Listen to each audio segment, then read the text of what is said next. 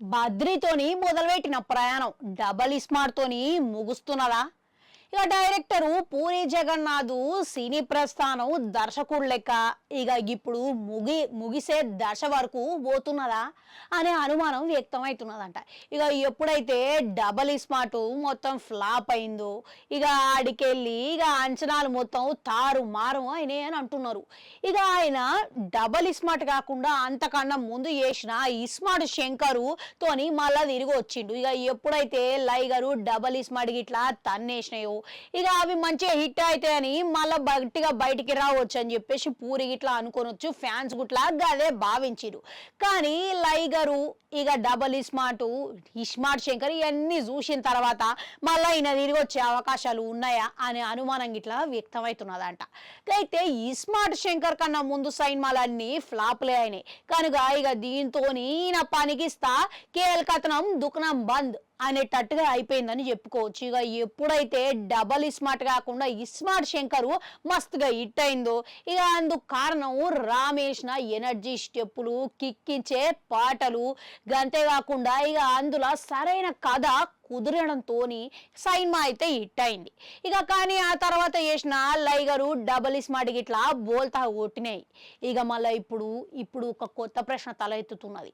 ఇవన్నీ చూసిన తర్వాత ఇక నెక్స్ట్ చేయబోయే సినిమాకి ఏ హీరో అయినా డేట్లు ఇస్తాడా అనే మొదలవుతున్నదన్నమాట.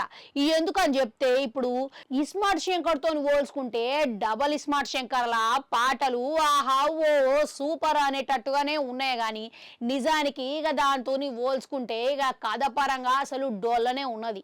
సినిమాల హీరోయిన్కి సరైన పాత్ర లేదు, హీరోయిన్కి పాత్రనే సెట్ కాలేదని చెప్పుకోవచ్చు. ఇక మణి శర్మ పాటలు గిట్లా ఇక పెద్దగా ఇట్టు గిట్లా కాలేదు, ఇక ఏదో విధంగా నెట్టుకొచ్చినాయి. కానీ ఆయన పాటలకు మాత్రం మంచి పేరు అయితే ఎన్నో ఒక్క కాడ మాత్రమే వచ్చినాయి. ఇక ఆయన పూర్తి ఇన్నింగ్స్ గిట్లా దెబ్బతిన్నదనే చెప్పుకోవాలి.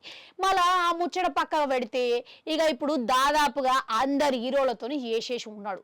ఇక ఇప్పుడు చూస్తా ఏ కొత్త హీరో డేట్లు ఇస్తాడు చెప్పురి. ఇక కనుక ఇక డేట్లు ఒకవేళ ఇచ్చినా గినక ఇక ఈయనకి ఆర్థిక పరిస్థితి వల్ల మంచిగా రావాలి కాబట్టి ఈయన సొంత బ్యానర్లో చేద్దాం అనుకున్నా కానీ ఆర్థిక డబ్బుల పైసలు అంత బలంగా లేదు కనుక ఇప్పుడు ఇక దానికంటే ముందుగానే ఇక డబల్ స్మార్ట్తోని 40 కోట్లు నష్టం వచ్చిందంట. అది ఇట్లా అమెజాన్ సంస్థకి.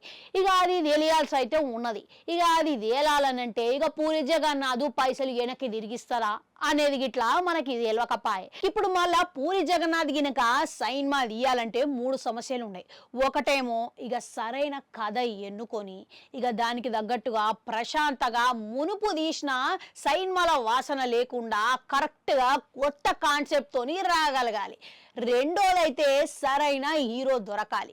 మూడోది ఇక సరైన డబ్బులు పెట్టే మాత్రం పెట్టుబడికి సరైన సపోర్ట్ గిట్లా దొరకాలి. ఇక ఇవన్నీ దొరికితే తప్ప ఇక ఈ ముచ్చట అనేది తేలేటట్టు లేదు. ఇక గంతే కాకుండా పూరి జగన్నాథ్ ఈయనక ఇక ఎవరైనా కొత్త హీరోని పెట్టి ఇక మంచి ప్రేమ కథ చిత్రం గిట్లా తీస్తే మాత్రం మంచిగా సక్సెస్ అయితే కొట్టే అవకాశం అయితే ఉన్నదని చెప్పుకోవచ్చు.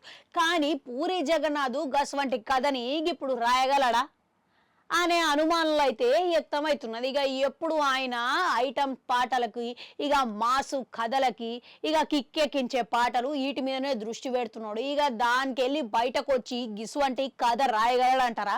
మీకేం అనిపిస్తున్నది? కామెంట్లలో కామెంట్ పెట్టుర్రి. అట్లా 4 గంటలు అది కూడా నొక్కరి మళ్ళొస్తా.